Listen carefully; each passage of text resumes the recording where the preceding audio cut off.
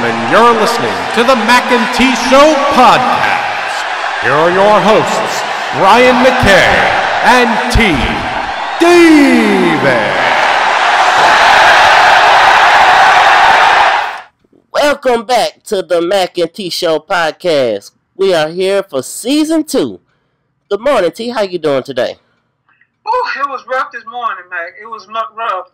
Got here, my computer wanted to update like 50 times, and then it finally we on the road. We here, happy to be back.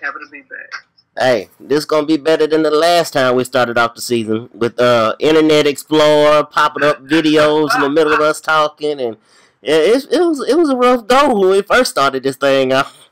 Well, I don't have to worry about the cleanup lady coming in. Now I got students that might just bust in here, but we're going to keep it moving. Yeah, we'll just keep it rolling when we keep it going. Well, on this episode, we'll have a little NCAA football talk, a little NFL.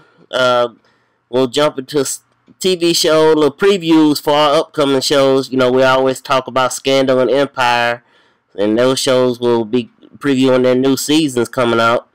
So we'll talk about that. We'll also jump into a movie that will be coming out in December called Concussion, with Will Smith playing Dr. Bennett Amalu, who is a forensic neuropathologist. I've been practicing that all morning. Who discovers the CTE, which is a brain trauma in NFL players related to concussions. So we'll talk about that. But just wanted to give y'all a little rundown real quick, but welcome back, new season, and let's kick this party off. This is the Mackay T Show. This is the Mackay T Show. We talk movies and TV shows, sports and world news, coasting like on a world cruise. Hosted by Brian Mackay and T Davis. Yeah. You can't tame us. We're going to the top, we're becoming famous. What time is it? It's time for the Mackay T Show. What time is it? I said it's time for the Mackay T Show. Welcome back. Mackay T Show podcast, NCAA football. Ole Miss jumped out the gates looking really good to start the season. Even though, in the words of my brother-in-law, they played a couple high school teams. Okay. Yeah, they scored 76 points against UT Martin in week 1, and 73 points this past Saturday against Fresno State. Most points in Ole Miss history since 1935, and it's the first SEC team to score 70-plus points in back-to-back games. Which a couple of schools did it before the SEC was formed, but since the SEC conference was in effect, that's the first team to do it in back-to-back games. I know you're right there in Oxford, Mississippi. We got a big game coming up in Tuscaloosa against the Tide in Alabama. Coming up this Saturday, it's going to be an ESPN Game Day game. What's the feel in Oxford? How they feeling? Well, honestly, you know, when I went to this Fresno State game, I think we're getting a little too relaxed about, you know, where we are and where we might be. Cause it was hard. I mean, the stands was full, but it wasn't like a lot of people out when I was walking through the grove going to the game, and besides the crazy freshmen, it didn't really seem like a lot of excitement in the air, but it might be because they just knew we were going to beat Fresno State. But, honestly, like, yeah, it was a cupcake teams that we played, but looking at Auburn struggle against Jacksonville State, I mean, you can't just be like, oh, it's a cupcake. Yeah, I posted on Twitter during the Auburn game, and I said that, I don't know why any SEC school would schedule Jacksonville State, especially after they come in to Oxford a couple years back and got Ole Miss. Yeah, they beat Ole Miss. Yeah, I would not schedule. I just would not do it. But they wound up squeaking out with the victory. But just, you know, teams like that, I just wouldn't fool with. You got enough to deal with in your own conference. I think though that Auburn probably was like, you know, we should be better than we are. I think they are not as good. One, the quarterback is not as good as in past, and Muschamp's defense. You know, I got a grind to pick with him, man, trying to bring the Gators down. But anyway, his defense is not doing as well as it should. I mean, give up 20 points to Jacksonville State. I mean, you're supposed to have one of the top defenses. If you're going to be number 3 in the country, the defense has got to be better than that. But this is why I think ratings are all overrated early. They shouldn't even probably put out ratings till a couple of weeks in. Yes, glad you brought up the Gators, because that's going to transition me into my next topic. Your Florida Gators. They're breaking in a new coach, new quarterback, new system. Well, actually, 2 new quarterbacks, because there's still a controversy. That's about to stop. This whole 2 thing is about to stop. So, yeah, it was nice to try to see that 2 quarterbacks give everybody a chance. Greer, you choked up your chance. Treon might not be playing too much better, but he has the experience. He's played on the road against Florida State and some other schools, and so Tennessee, whatever else. And going into Kentucky, this is kind of a must-win for us because, you know, I'm trying to get my 6 wins. And no, because our defense is not as good as advertised. I know Hargraves didn't play against ECU, but we still gave up 20-plus points. And from what I was told, if a couple of fumbles and stuff hadn't happened, we probably would have an L already. Yeah, I turned it off because I was flipping around on other games. But from the little bit I did see, y'all were about 1 or 2 mishaps away from coming up with a big L against ECU. Yeah, so, but the good thing is, this guy, unlike Muschamp, he is not taking light of all these penalties, which in the first game we had 1. This game we had 10, 11, 12 for 105 yards or something crazy. And it's just like unacceptable. Yeah, McElwain is definitely, he's definitely trying to hammer home the fact on the penalty situation. And very quickly, this wasn't on our script, but what is your thoughts on this celebration? Because my sibling seems to think that, oh, let them celebrate. No. You have scored a touchdown before. I can see if it's a game-winning touchdown. I can even see if it's against your rival. You might be a little more excited than normal. But against Eastern Carolina, score, toss the do the Gators chunk, toss the referee the ball, and go on over there and sit down somewhere. Yeah, I agree. I think a celebration is fine, is warranted, you know, in a circumstantial situation. You know, like you said, like a rivalry game or a big game moment. You just won, you know, you just scored and you basically won your team the game. Celebrate then. But against teams like that, no, there's no need for it. You know, just go ahead. Everybody in the stands is doing the chomp, toss the ball, go on about your business. Yeah, because, I mean, when Ole Miss scored against, well, they were scoring so frequently, Lord. Every time I look up, they score, but they jump up and down and then just jog back over there like, yeah. Hey, Ole Miss had defensive players scoring. Robert Kimdichie has scored 2 touchdowns, and 1 each week here. Well, we love it when 296 is coming at you. I mean, I would just move out of the way, and I would advise anybody else to do the same, but there's not too many people that weigh 296 pounds that look the way he does. When you weigh 296 pounds, you don't look as chiseled like Robert Kimdichie does, so he's special. He look at best 250. Like, he's real lean and muscle. He looks at best 250. I wouldn't have bet that he bet 300 pounds. Let's jump into a little Pac-12. And I want to hear you, because I know you're going to be our Pac-12 affiliate this year. Yeah, you know, it's because, you know, I don't have no cable, none of that. So I have to watch on whatever my antenna pick up, and that happens to be Fox, who shows Pac-12. And last week I watched UCLA look really good. I like Rosen, the freshman, and it might be Rosen, but I think it's Rosen. It's Rosen, yeah. The freshman quarterback. Obviously, he has a experienced offensive line, and that's always helpful when you're a freshman, when you ain't under duress every time you take the ball. But he looks good, has a great arm. He should only get better as the season goes along, and he matures and sees more defensive packages and blitz and whatever. This week I watched Iowa and Iowa State. Now that's always going to just be a good game. That's like Mississippi State, Florida State. You know, everybody flagship. That's just the fight to say we the flagship, pretty much. And Iowa won, and it was 31-17, but the game was like close the whole time. Like Iowa had those last two scores right at the end. But the whole time I was watching Iowa, I kept thinking, am I watching the Steelers or what? Because they were the exact same outfit as the Steelers, except we got that black Hawkeye on the side. Right. Like Baylor and TCU and all them, I'm waiting until they play some real games.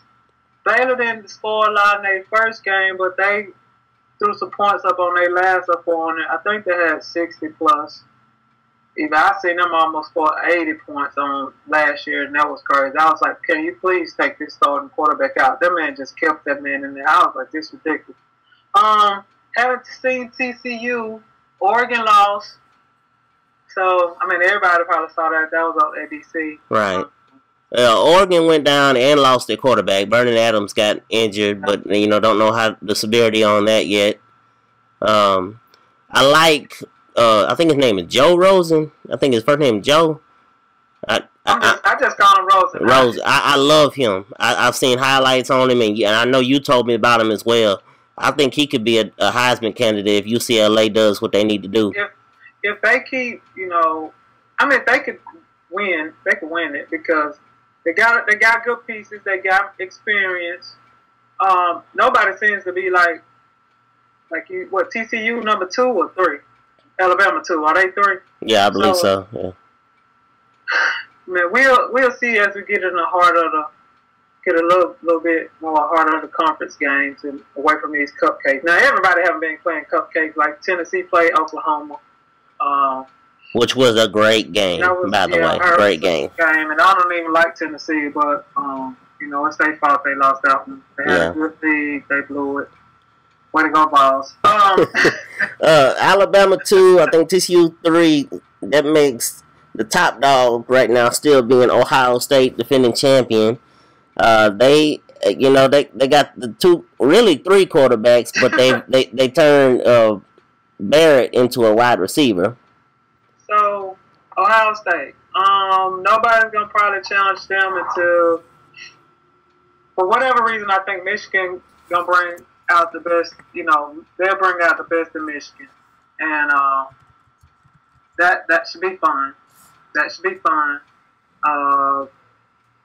But their quarterbacks didn't look great this last game, so I mean, you know, anything on any given Saturday, we might look up and they in the nail biter and these Hail Mary victories and stuff that's been happening so early, which is fun to watch. I misspoke. I said JT Barrett would turn wide. It was Braxton Miller that turned into a wide receiver, and he had one of the sweetest spin moves in week 1. Okay, all y'all been telling me about this spin move.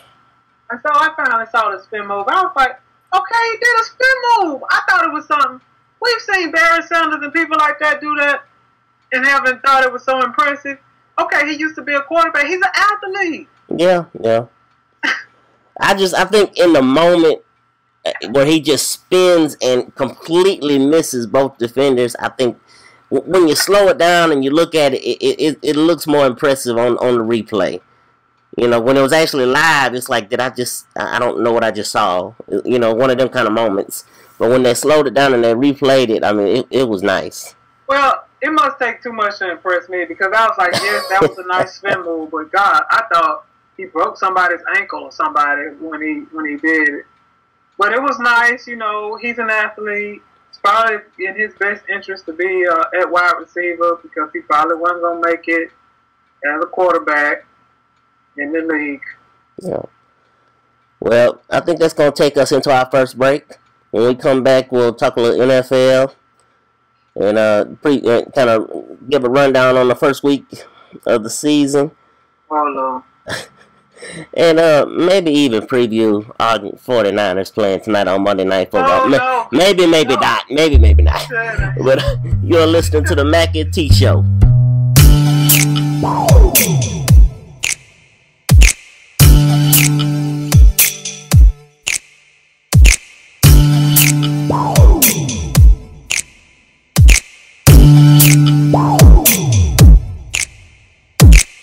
What time is it?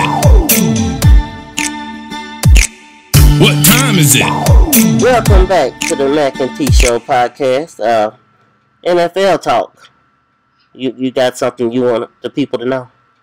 People, I want y'all to know how crazy, how much money we talk about these salaries and stuff. Okay, so we're gonna get to this Concussion movie later on in the show, but I'm reading a book now called League of Denial, and it's about the concussion situation and everything that went along with it. And in the first part of the book, two of the guys that wrote the book are ESPN. They work as journalists under ESPN. ESPN, they pay ABC, or ABC pays them, I don't know, $2 billion to get the Monday Night Football. Mm-hmm. Oh, you think that's acceptable? No, not at all. It's we about to do a lot of things with $2 billion besides say, hey, we want the rights to in Monday Night Football. I thought that was crazy. But that's and we'll get to that when we talk about the concussion situation. But the NFL, it don't matter, how bad, Roger Goodell keeps screwing up these suspensions and the bad publicity the league is getting. They are always going to be okay. It's going to take a lot to bring down the NFL. And they're always going to be okay because of things like that. $2 billion. And I said, well, I guess, a lot of people know that they got millions of watchers. Right. So they'll pay to get their commercials on, and they'll make that back real fast. But that's crazy. Yeah, it's crazy. Yeah. All right. So yeah. Week one started off on Thursday night. This past Thursday, the New England Patriots and the Pittsburgh Steelers. Tom Brady looks good. Tom Brady looked real good in week one in the first game, and coming off the whole Deflategate saga and his overturned suspension, he came out and put on a show. And I think the biggest thing I took away from the first game was I love the cockiness of the Patriots.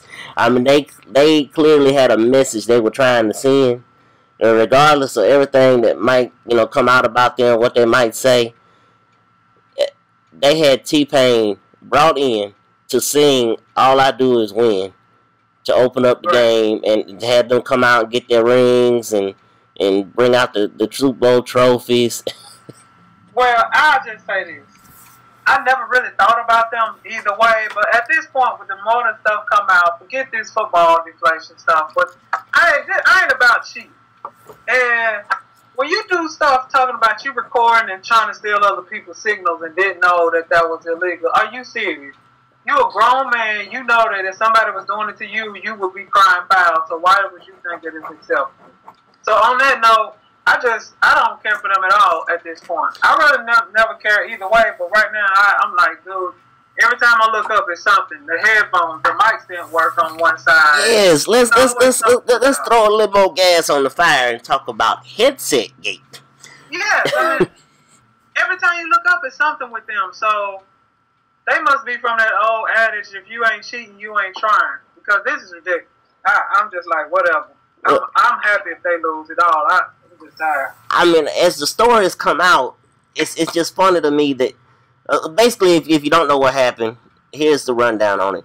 The Steelers headsets, all of a sudden, in the middle of the game, started, instead of the coaches being able to communicate, they were hearing the New England Patriots radio broadcast. Well, when something like that malfunction happens on one side, the other team has to shut off their communication until the other, until they were able to get it fixed. Well, when the NFL comes down to shut off the Patriots side, all of a sudden, Steelers headset starts working again. But then NFL goes back up in the booth. As soon as they get back up there, radio broadcast right back in the Steelers headsets. I mean, it's just like... You ain't gonna tell me that's no coincidence. Right. It's just foolishness.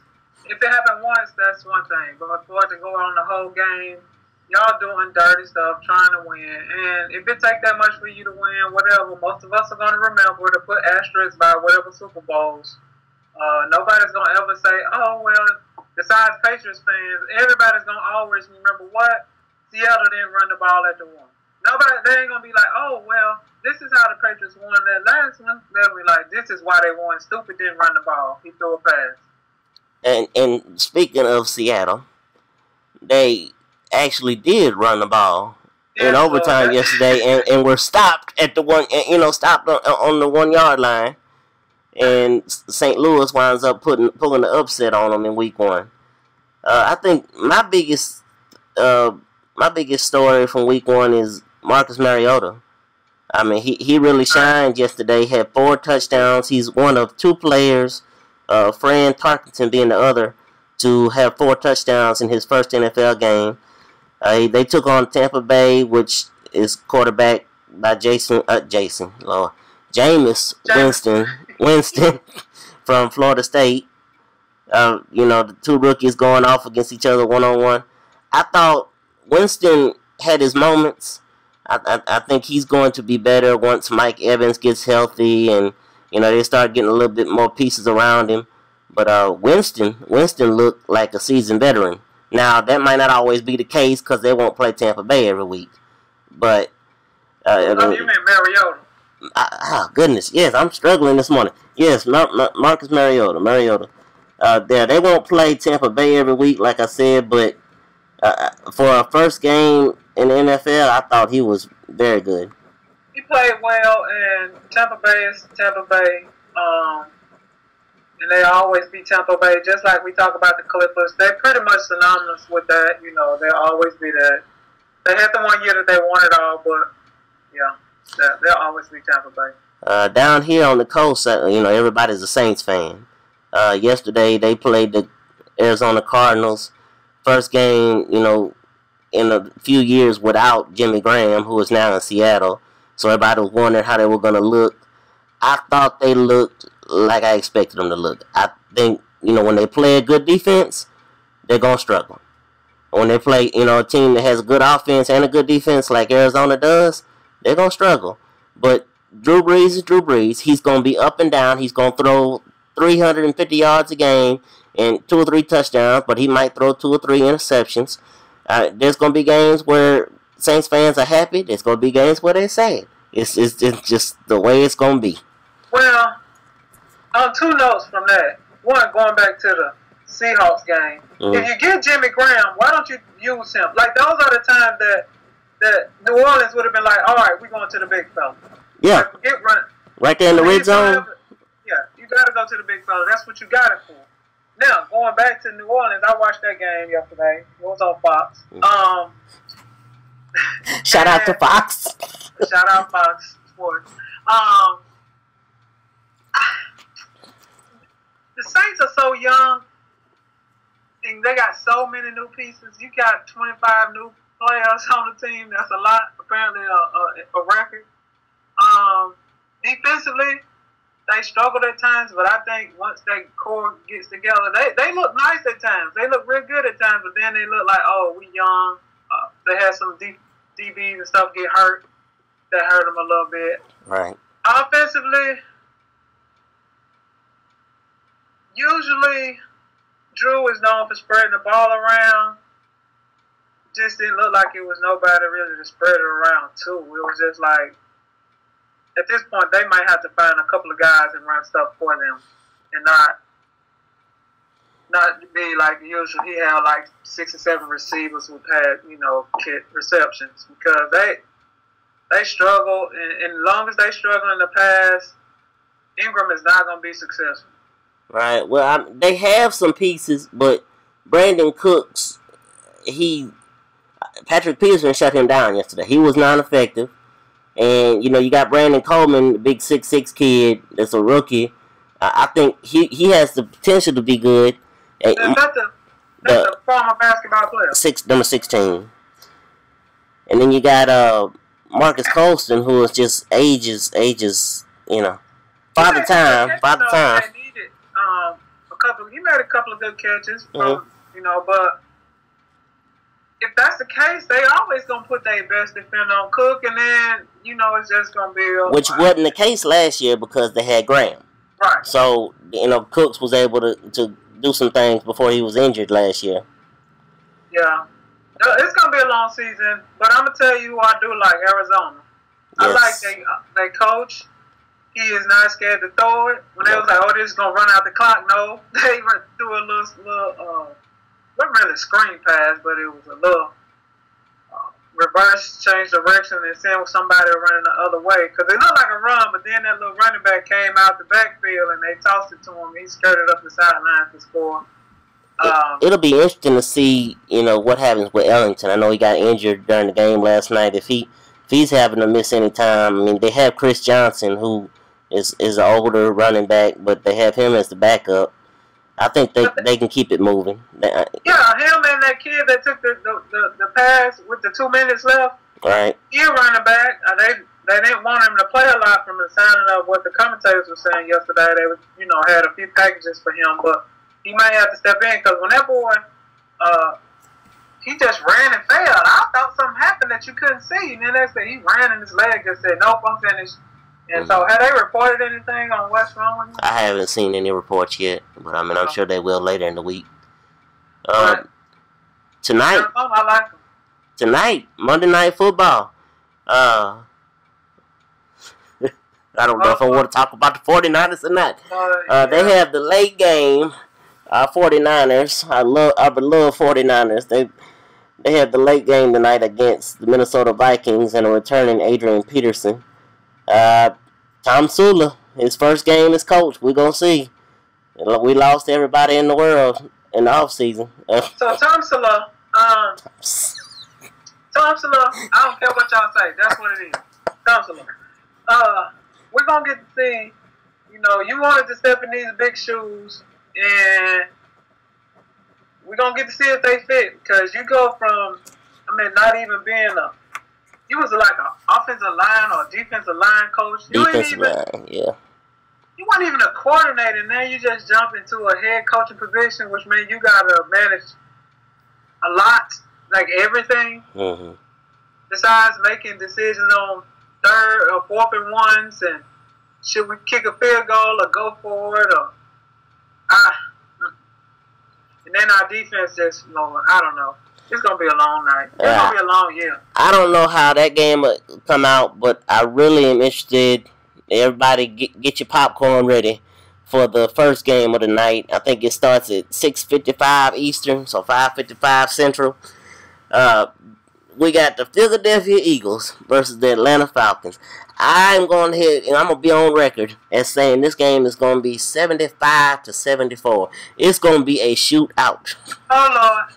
Because these teams can put up some points, and they have a bunch of weapons on both sides.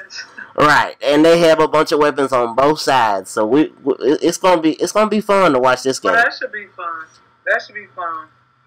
But just before we take our next break, I want to throw in a little NBA over the weekend. Moses Malone, NBA Hall of Famer, passed away at the age of 60. Unconfirmed reports is it was apparent heart attack that he suffered. Malone, just kind of to run down on some stats on him. First player to come from high school to the NBA, so he's the one that kind of started that big influx there. Yeah. He started the high school was coming in, and let's see. He was a good dude. And when I saw the report, first it just said Malone is died, and I was like, "Carl Malone dead?" Lord, I had forgot all about Moses Malone. And then I clicked on it, and I was like, "Oh, Moses." But then 60, that's still young. Very young, yeah. Some people be like, "You crazy? That's 3 score." Yeah, you get promised 3 score and 10. That's what the Bible says by reason of good health. He didn't get his 10, but oh well. Yeah, he was one of 4 players to have 25,000 points and 15,000 rebounds. Nicknamed chairman of the boards for his rebounding skills. Won an NBA title in 1983 with the Philadelphia 76ers. 3-time MVP and 12-time All-Star. So, yeah, he was Dennis Rodman before Dennis Rodman was Dennis Rodman. And honestly, he was a rebounding defender. Well, rest in peace to one of the greatest, Moses Malone. So that's going to take us to our next break. On the other side, we'll get into a little TV and entertainment news. Couple of shows coming out. We're going to preview. Get excited. New seasons, and we'll talk about the Concussion movie that'll actually open day on Christmas Day, so it'll come out in December. We'll talk about that on the other side. This is the Mac and T Show podcast.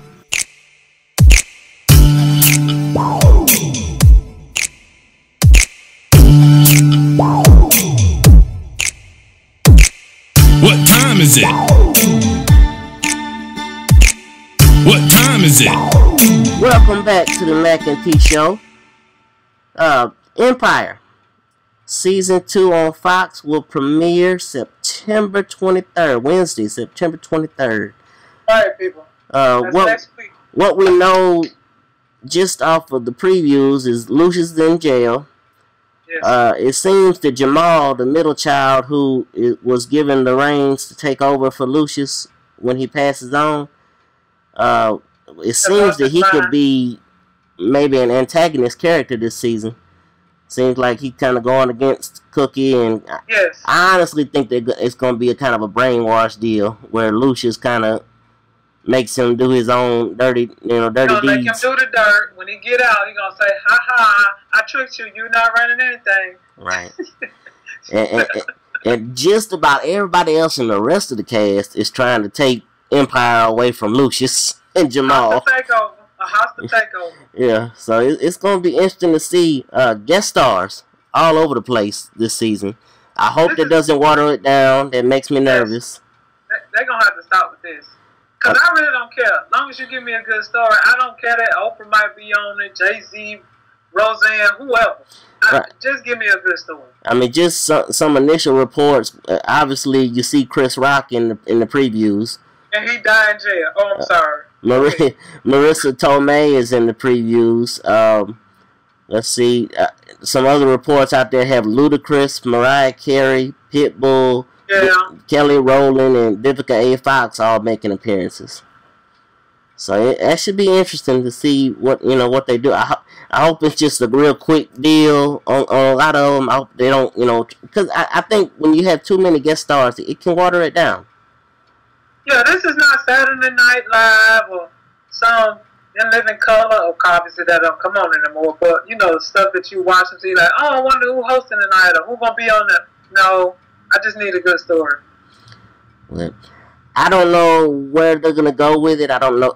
There was so much that happened the last episode of season 1 that my head was spinning. Like we said before when we went over that. I mean, it's just like boom, boom, boom, boom, boom. Like they had a season's worth in one episode. Yeah. He found out he wasn't sick. Then the son, all of a sudden he miraculously changed from being homophobic towards his son to loving him. Got him going out throwing people off, threatening to throw people out of buildings. Now he's gonna give him the company to run and pit the son that loved Cookie against Cookie. And I was just like, it's too much. I think that's what's going to be when he gets out of jail. I think that's going to be his story. And I only did that to ruin the one son I did have that was going with the mama. To get him on my side, which is basically what he's done. Well, I'm interested to see what's going to happen as far as the oldest son who killed, him and the girl that killed the uncle, or whatever he was to them. Yeah, burning. Are we going to just act like that didn't happen this season, or are we going to revisit that? I doubt they dwell too much on that because Malik Yoba, he had to leave the show because of some other issues. But this is one of the shows where they like doing flashbacks, so they could flash back and say, because why was he there? Like, they never really tell us why he was so important and why he was so close to Lucius. Yeah, they never did a story on him. I mean, they never did you don't see him in any of the flashbacks. We don't know how he. This is part of what they need to do is to build up these characters. We know about Lucius. We have a good understanding of Cookie. Like you and I talked about, we don't know if that youngest son is in high school or is he supposed to be in college. Is he even thinking about education? Right, because Yaz, who plays Hakeem, is 21 in real life. So, he could be. It could be a high school kid, or so I don't. And they never mention the age. on the show. Which I mean, I need some, idea. They ain't got to give me no specific. Oh, he whatever age, but is he in college? Right. Just skip that all together. What's going on with the middle child? Did he go to school? We know the oldest one went to school. That's when his mental health issue popped up. Right. That's where he met his wife. Anywho, and then the next night, Thursday, September 24th, we have season 5 of Scandal. Yes, I'm interested to see where this is going. Where we left off on that, the last episode, Cyrus was fired by the president, and Elizabeth North has moved into that position, who is Portia de Rossi, famously for dating married to Ellen DeGeneres. Yeah. Millie kicked out of the White House, and both Cyrus and Millie were kicked out and fired because of their involvement with Daddy Pope and the jurors on the trial that were destroyed, and unknowingly, Millie unknowingly was involved with. That was not her fault. It wasn't. Said, if you see this man run, she had no idea that the man wasn't no good. That's all the president's fault. I think Elizabeth North is working with Daddy Pope. I wouldn't be surprised. I think that's going to come out. I think she's going to be, perpetrating from the inside. I think that's where the storyline's going to go. Could be completely off. Right. But I think that's where they want you to lead. I think that's where she wanted you. Shonda Rhimes was trying to lead you to understanding. So, okay, I'm worried about Hulk because he is running around killing people. Well, and he right as we left off, he's been held at gunpoint by Quinn. So right, because he out here killing people. Then Maya's mom. She pops in and out. She might pop back up this season. Because we get to a point where we're like, okay, where else can you go? Like, you got to bring something new in. Like, I just want to say that if Olivia starts sleeping with the Pope, the Pope. If Olivia starts sleeping with the President Fitz again, I'm gonna jump off the train again, because I don't want to see all that. I mean, I want a good storyline. That was fine for you to tell us how much they were in love and lusting and whatever else you want to do, but we passed that. We just want a good story. Yeah, it's going to be interesting to see where they go. I'm excited right now, but like you said, I could easily, get unexcited if they do what I don't want them to do. Because we need to bring back the team. Olivia got Huck and Quinn now. Jake left. I don't know what's going to happen. Well, I'm sorry, go ahead. No, which is what they want us to be, like. Well, yeah, and that's fine. That's what they want from us. They want us to be guessing and be completely off when we guess. Right. Lord, I didn't see that coming. Moving on from previews, just do a little review. Ballers, season 1 just wrapped up a couple weeks ago. You and I both have had a chance to see all the episodes. The Rock, Dwayne Johnson, is the main character. Spencer. I love him. John David Washington, Denzel Washington's son, is one of the main characters. Ricky Jarrett. Ricky Jarrett. He, where we left off with him, he basically is a hot-headed, let's not talk about Ricky. Let's talk about the show. It's an inside look. It's inside look on the wiggins and diggins of how pro athletes and more specifically NFL handles business on the things you don't see. Right, the stuff off the field that we don't see until somebody get in trouble and they wind up in the paper. Right. So it's a lot. It deals with agents, financial managers, foolish players, and why they go broke. Having your best friend handle your money when he ain't got no business handling your money. He don't have a degree, let alone a degree in finance. Right. And he says this. Like, I never said that I was a financial manager. Why are you managing somebody's $12 million? I mean, the guy that plays Burning, is that yeah. Donovan Carter is excellent at being a dumb job. Yes, he plays that part beautifully because you think every time he gets on screen, like, you fool. That's how you left with his scenes. You're like, you fool. And this is his first, like, okay, he had he was in some TV show that nobody heard of. But this is his first big gig, but he is being the perfect dumb job. Like, yeah, the perfect dumb job. Yeah, I mean, I don't know where season 2 is gonna go. They're supposed to start filming it in November, but I'm very anxiously awaiting it. I think this show has a lot of good potential. I wish I know it's a great show when they're 30-minute episodes, and as soon as the episode is over, I'm like, I cannot believe that was 30 minutes. Yeah, I can't wait till next week. And HBO has done a great job with that. They have, and it just, if you look deeper into it, it shows you how these athletes, you be like, oh, why ain't they, they always get away with so much that's why they never change their behavior. Because Ricky, who Brian loves, I mean, he's just a knucklehead.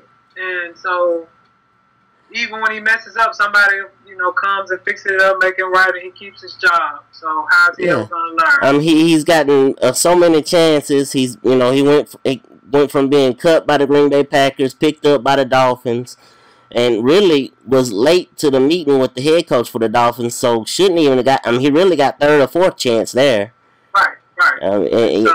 And off the field issues, just all over the place with him. Yes, and then, they try to say, well, this is what we're going to do, and no, I'm not going to do that, and it's like, dude, like, really? Really? Then you got two houses, they show all these storylines where, and actually, a real football player, I saw something I was watching, said that there are guys that have two homes. One is where their regular family is, and one is their playhouse. And some of them, the guy went so far as to say, some of them are disrespectful enough that the second house is in the same neighborhood as the first. Yeah, like I was like, wow. Chris Carter said that he knows guys that have the playhouse, the fun house, whatever you want to call it, right down the street. Come on, man. Right down the street. Yeah, come on, man, as Chris Carter would say. Come on, man. Better than that. Yeah, that don't say much. That don't say much for his significant other, honestly. It's so disrespectful. Because everybody in the neighborhood probably know about her. Yeah, it's a shame. But keeping with entertainment, let's move on to movies. Christmas Day will be the opening date for the movie Concussion. Will Smith plays Dr. Bennett Amalu, forensic neuropathologist who discovered the CTE brain trauma in NFL players that was related to concussions. I just want to say, before we kind of delve into the whole concussion issue and the way it's going to play out for the NFL, whoever is marketing this movie is a genius. It's going to come out Christmas Day, which is right in the middle of the playoff push, and getting ready for the Super Bowl in January. You are just in time where you can be up for an Oscar, which is in February, which right after the season. February 22nd is the Academy Awards. You're going to have more buzz and more people talking. They're going to die down when the movie comes out, and, you're going to talk about it for a little while, and it's going to die down. Season will be over with. Bam. Oscars get here. More buzz. More people talking about it. I mean, they have a chance to really put a lot of pressure. I mean, NFL has done a lot to change, the way they handle concussions and stuff like that. But they got a chance to do a lot for the NFL with this movie. Well, obviously, Lord will not fall off the face of the earth. By the time this book by the time this comes out, I have finished the book and have a lot of details for you guys. But and it just so happened, maybe the star of the line. I'm in Walmart and they had a $4.95 books in a big tub, and I just looked through them and said, they can deny you about the concussions. Let me get this and read it. And so some of the stories right now, there's a guy that Mike Webster, who was apparently the first guy this started to be an issue for, right. Or that they saw signs of it for. Mm-hmm. I I mean, this man left his family. He just would run off. People called the wife. Oh, he's been in the bus station sleeping under the train. All kinds of crazy stuff. So it's going to be interesting. And then Junior Seau, you know, Dr. Amalu was involved in his autopsy after he committed suicide, and you know, had a lot of dealing with concussions with him. And the interesting thing is, and when you said that name, I was like, that's the guy who, he just happened to be on call when his body was brought in, and you know, they have to do the the autopsy. Right. And because I feel like it was a weekend, and so he happened to be on call. When he walked in, he really didn't even recognize the guy. He didn't even know the man played football. He's like, "Oh, he played football." I'm probably saying too much because this is probably going to be in the movie. But he says, "Well, let's open him up, and they, you know, take out the organs like they do, and they check everything, and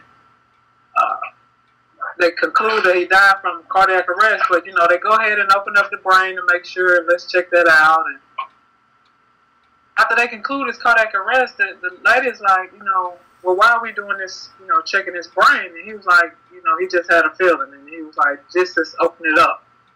And so right now, the book is well written. And so they're not telling you a straight line of what happened and how we got here, but they filling in pieces. And Amalu's name is not the first people that's been trying to get concussion tests for sidelines and that kind of stuff, but he happens to be the guy that did the autopsy. Autopsy, yeah. He happened to be the guy that did the autopsy. And apparently, when he checks his brain out, he's gonna find all kinds of crazy stuff.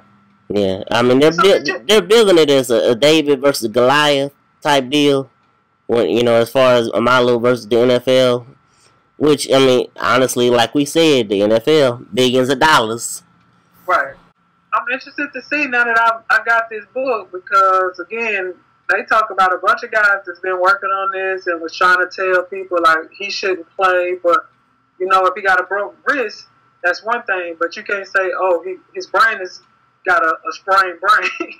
And nobody can say that. And so yeah, it's gonna be interesting. But one thing that very quickly that I didn't realize that you know how when, I don't know if you've ever seen somebody when they cut the brain and it looks almost like clay. Right. Mm-hmm. They have to put it in a solution to get it like that. The brain is actually really, really soft. It has to sit in some solution before it can get to where they congeal and hard enough for them to do that. I did not know that. And it sits in like a bunch of fluid. Yeah. Well, that's a good thing you have your doctorate, that you know that information. Yeah, you know, I just try to learn as much as I can while I'm here. Wow, yeah. Well, I think that's going to do it for this first episode. Well, we'll be back next week. Everybody, y'all, make sure y'all tune in Monday Night Football tonight. You got the shootout with Philadelphia and Atlanta, and then if you want to, you can watch the 49ers after that. I would say go to sleep. Hopefully we have a new tune about them next week. Hopefully something positive happens. Yeah, we might win, and I'll just be like, What time is it? Well, as always, I'm Brian Mackay. I'm T Davis. And this has been the Mac and T Show podcast. This is the Mac and T Show. This is the Mac and T Show. We talk movies and TV shows, sports and world news, coasting like on a world cruise. Hosted by Brian Mackay and T Davis. Yeah. You can't tame us. We're going to the top, we're becoming famous. What time is it? It's time for the Mac and T Show. What time is it? I said it's time for the Mac and T Show.